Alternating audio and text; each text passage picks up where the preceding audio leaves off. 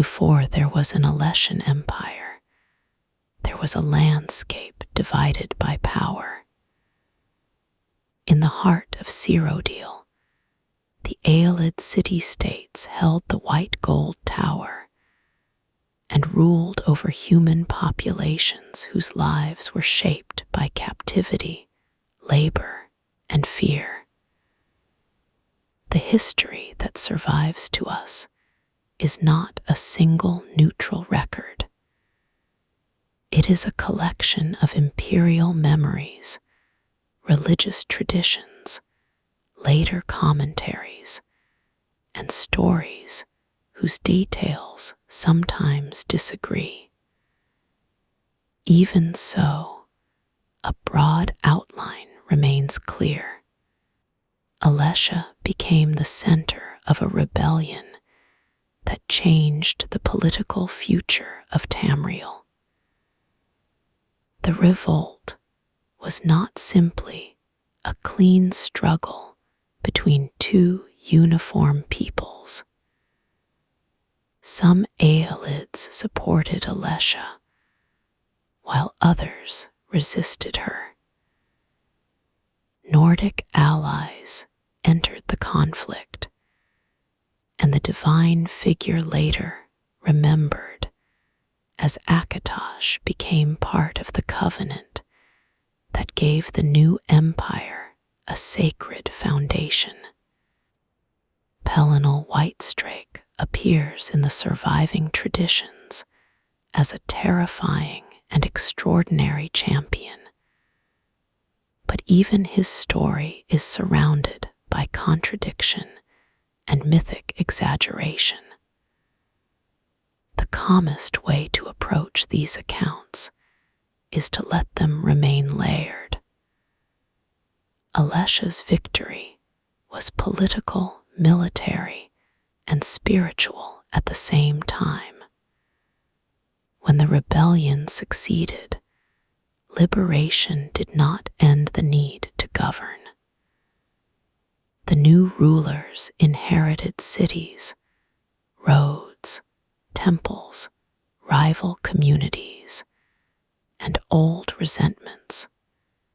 A promise of freedom had to become a system capable of holding together Nibne, Calavia, and the many cultures of the central province. The First Empire began in that difficult space between a successful revolt and the slow work of making a common future. The first Alessian settlement had to answer a question that was both practical and sacred. What would bind the new human order together after the old order had been broken? Religion provided one answer. Alessia's covenant with the divine powers became part of the story of imperial legitimacy, and the emerging faith gathered ideas from several traditions rather than beginning from nothing. That inheritance mattered. The people of Cyrodiil had lived beside Ayleid religion, Nordic custom, and older human practices. A new state could not simply erase every previous belief and expect peace.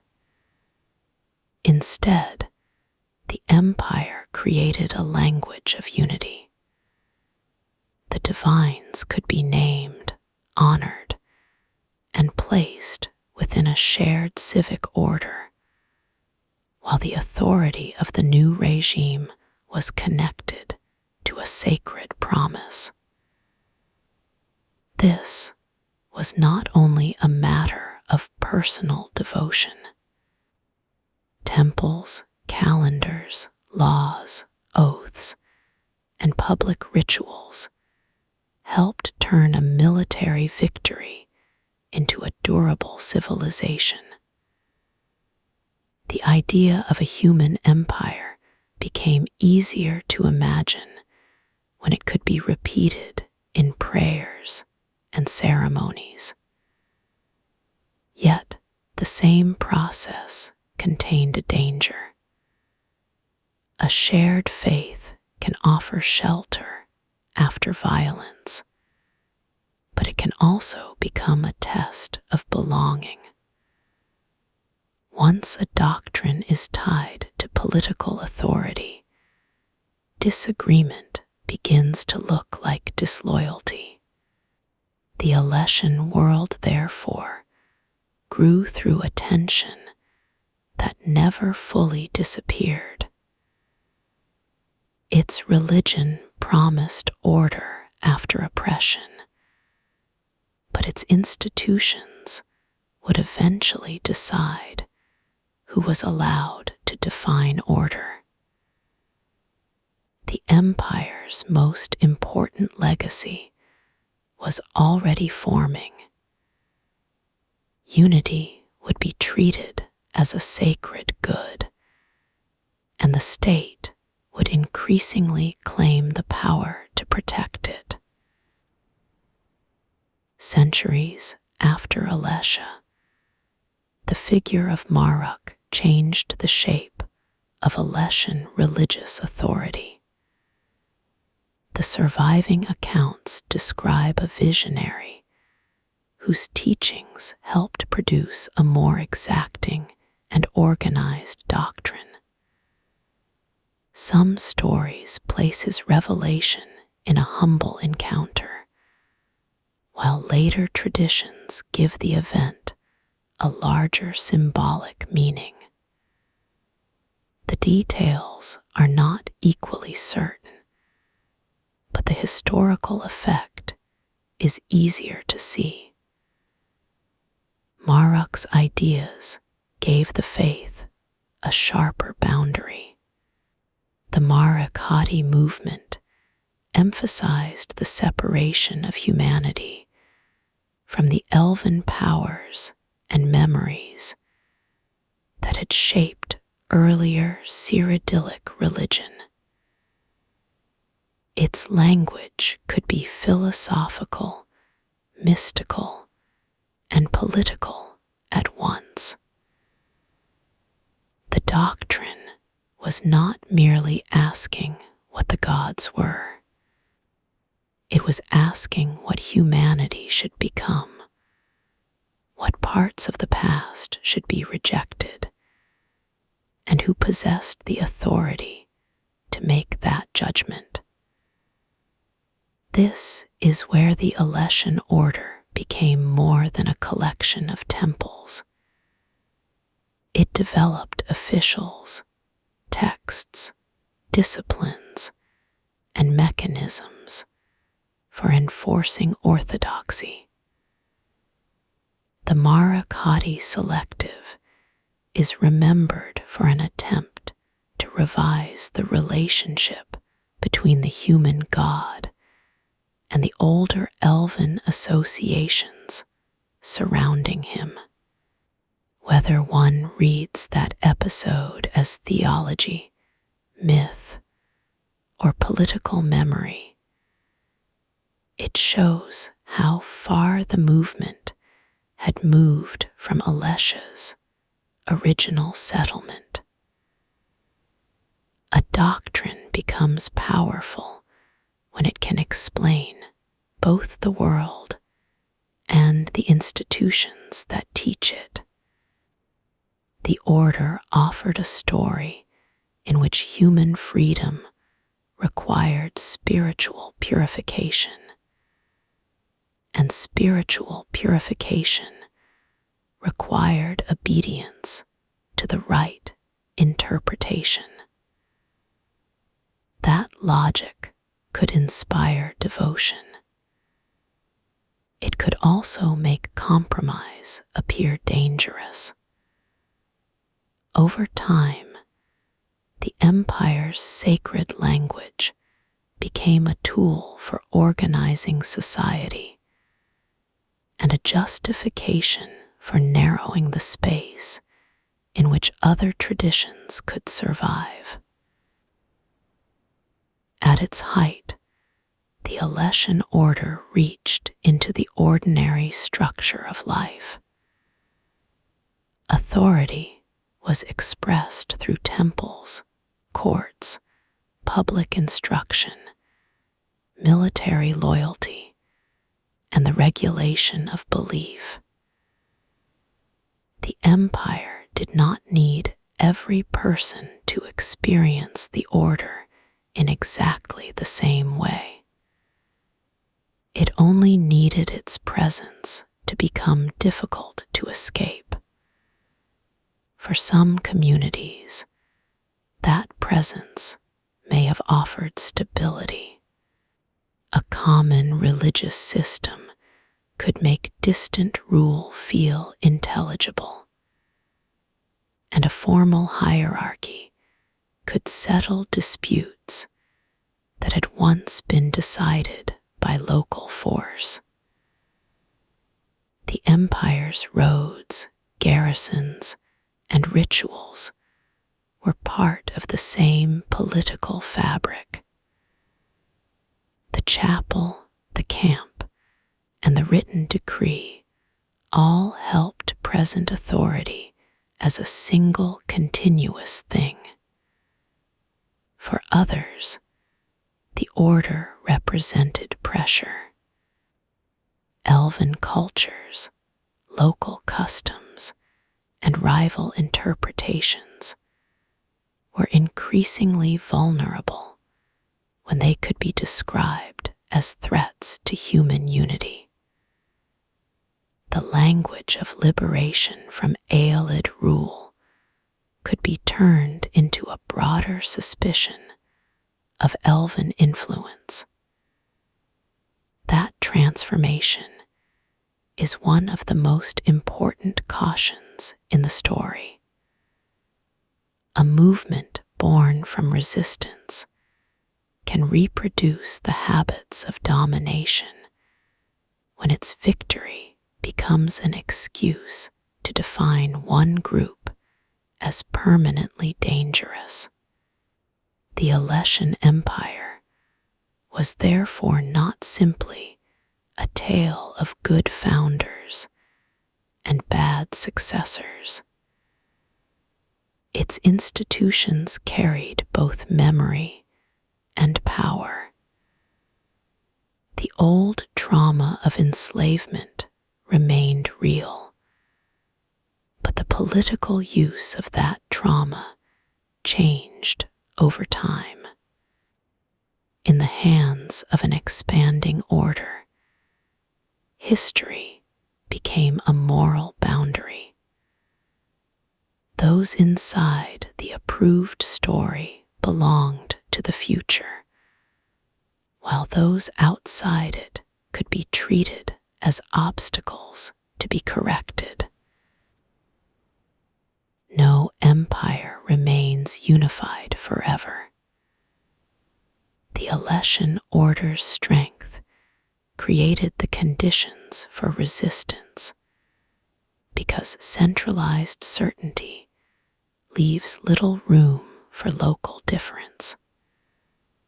Political rivals, religious opponents, and communities burdened by the order's demands could all find reasons to oppose it, even when they did not share a single alternative vision.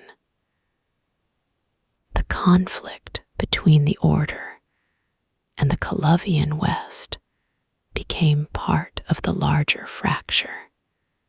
The details of the wars are complicated, and later histories often simplify them into a contest between competing moral worlds. It is safer to see a long accumulation of pressure, doctrine, taxation, military authority, regional identity, and the fear that one institution had become too powerful to challenge peacefully. The end did not arrive as one simple moment. The empire weakened through contradiction. Its faith sought purity, but its rule required negotiation. Its leaders claimed to preserve the human order, but their policies divided the people they governed. The more the order insisted that unity required a single voice, the more its opponents could present resistance as the defense of ordinary life. When Alessian dominance finally broke, the First Empire did not vanish from memory. Its institutions, roads, religious language, and political precedents continued to shape later Cyrodiilic history. Decline changed the form of the inheritance rather than erasing it. Later empires could reject the order's excesses while retaining the idea that Cyrodiil was meant to be the center of a larger world. The Alessian Empire is remembered through the ruins of power and through the habits that survived its fall. Alessia's rebellion became a founding story for later human empires.